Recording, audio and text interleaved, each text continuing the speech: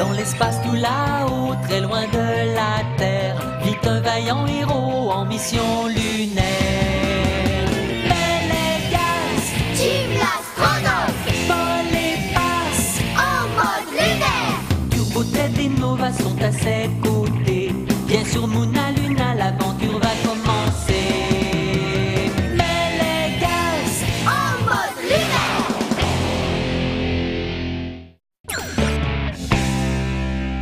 Prépare-toi à allumer les balises, Jim.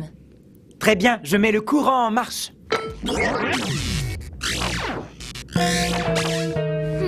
Les balises de la piste d'atterrissage sont plutôt faibles. Il y a sûrement un problème. D'où ça peut venir? Je ne sais pas trop. Mais je dois réparer ces balises et vite. Si elles ne sont pas assez lumineuses, les navettes ne pourront pas atterrir en toute sécurité. Jim, pourrais-tu te présenter au plus vite à la tour de contrôle? Il se passe quelque chose d'étrange à la grotte noire. Bien reçu, Pixel. J'arrive tout de suite. Bonne chance pour réparer les balises. Merci, Jim. Tu as raison, Pixel. C'est étrange, je dois l'avouer. On dirait que la grotte noire est toute luisante. Il doit y avoir quelque chose à l'intérieur. Quelque chose de luisant. Nous ne le saurons qu'après avoir vérifié.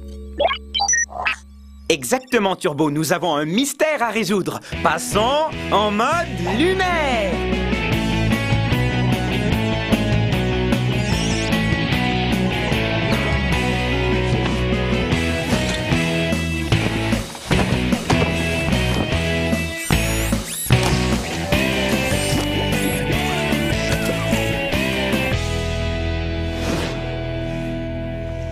La grotte noire est sur la face cachée de la Lune. Nous aurons donc besoin d'éclairage.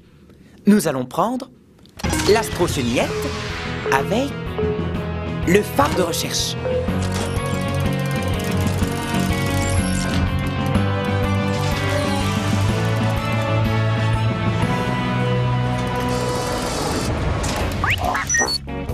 Attendez-moi. Oh. Salut Ted. Accompagne-moi si tu veux, mais il pourrait y avoir quelque chose qui te fait peur dans cette grotte. Ah, je suis un super techno-robot électrodynamique, fort et très courageux. Rien ne me fait peur à moi. Ah, ah, qu'est-ce que c'était? Ce n'est que le moteur, Ted. Accroche-toi bien. Attention au départ.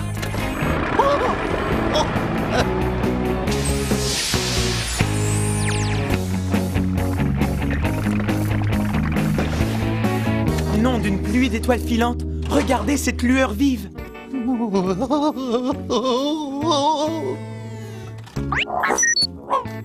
Tu as raison, Turbo, ça donne la chair de poule. Bon, mission accomplie. On peut rentrer maintenant. Attends, il faut qu'on aille voir ça de plus près, Ted. Est-ce que tu es sûr que nous sommes tous obligés d'aller jeter un coup d'œil? Peut-être que vous pourriez y aller sans moi?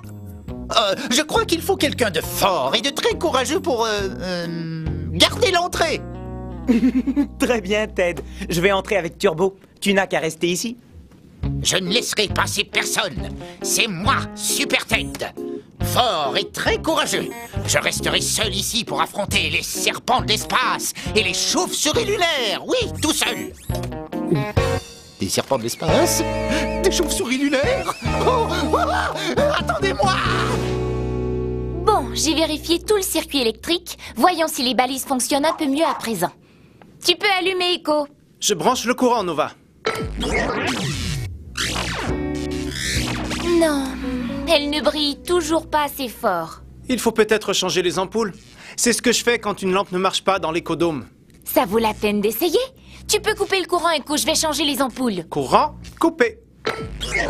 Il me reste quelques petits travaux à faire à l'écodôme, Nova. Appelle-moi quand tu seras prête et je reviendrai te donner un coup de main. Merci, Echo. Et préviens-moi si tu reçois des nouvelles de Jim. Entendu. À tout à l'heure.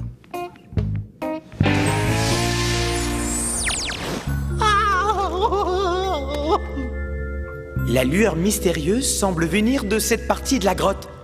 Qu'est-ce que ça peut être? Tu crois qu'on a vraiment besoin de le savoir? Tonnerre cosmique, regardez ça! Oh, mais qu'est-ce que c'est, Jim? On dirait des espèces de petites lucioles, mais elles sont bien plus brillantes.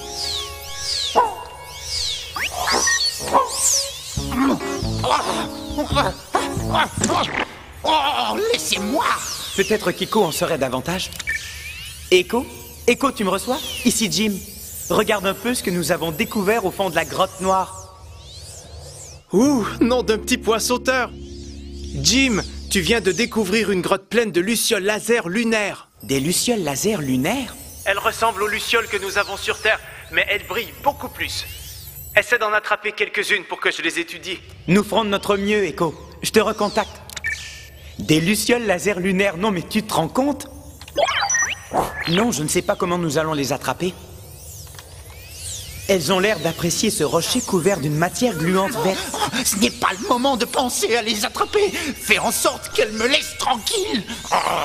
Pourquoi ces ampoules volantes miniatures m'aiment-elles autant? Je n'en ai aucune idée. Mais tu viens de me donner la solution pour les sortir de la grotte. Recueillir ces lucioles lunaires pour Echo a été un vrai jeu d'enfant. Une chance pour nous que ces insectes t'apprécient autant, Ted. Nous n'avons même pas eu à les attraper. Pas sûr que ce soit vraiment une chance pour moi. C'est fascinant. C'est la première fois que je vois des lucioles laser lunaires. Tu me reçois, Jim? Ici Nova. J'ai de mauvaises nouvelles concernant les balises de la piste d'atterrissage. En voulant changer les ampoules, je me suis aperçu que nous n'en avions aucune de rechange. Et la capsule de ravitaillement n'en apportera pas de neuve avant la semaine prochaine. Mais plusieurs navettes doivent arriver. Il faut des balises d'atterrissage aujourd'hui. Je sais, oui. Il faut absolument trouver autre chose à utiliser à la place de ces ampoules. Echo, aie pitié d'un pauvre petit robot. Débarrasse-moi de ces lucioles, s'il te plaît. Elles sont tellement brillantes qu'elles abîment les circuits de mes yeux. Brillantes? Comme des lumières. Mais c'est bien sûr. Et Nova, nous avons peut-être la solution. C'est une excellente idée, Jim. Les lucioles laser sont assez brillantes pour être utilisées sur la piste d'atterrissage. Combien de balises te faut-il? 5, Echo. Alors mettons-les dans 5 bocaux et allons les placer sur la piste.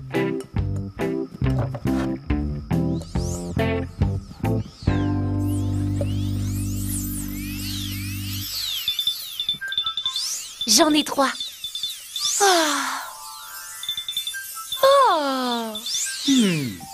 Chaque fois que j'en capture dans le bocal, elles s'envolent et vont à nouveau se poser sur Ted. Tu as raison, Jim. Elles ne veulent pas rester dans les bocaux. Elles veulent se poser sur Ted. Non, Turbo, je refuse de servir de balise d'atterrissage. Je ne suis pas programmé pour ce genre de travail.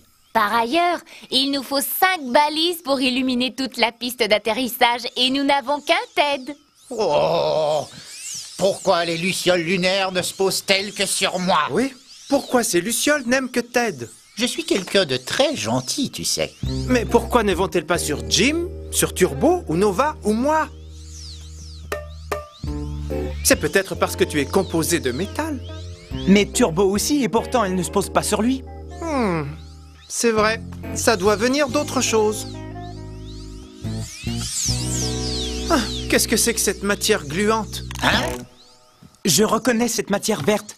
Elle se trouvait sur le rocher dans la grotte où nous avons trouvé les lucioles lunaires. Oh! Wow!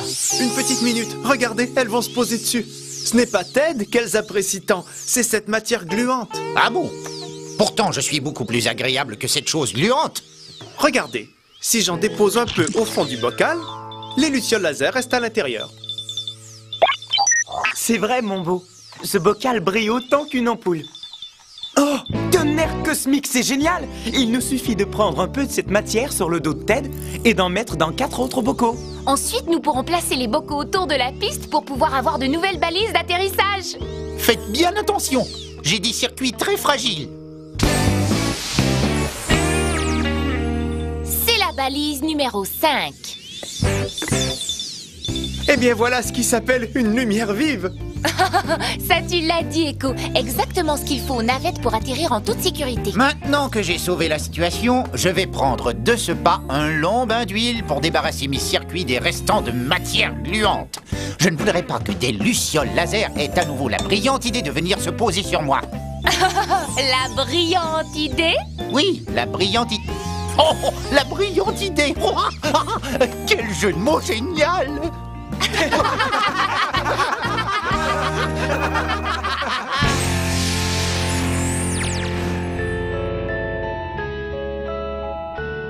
Ces lucioles laser lunaires étaient fantastiques, n'est-ce pas, Turbo? Oui, Ted aurait pu servir d'ampoule. Une belle ampoule toute gluante. Nous avons vécu une aventure incroyable. Je suis impatient de voir quelles nouvelles aventures nous attendent demain. Et j'ai hâte de les vivre avec toi.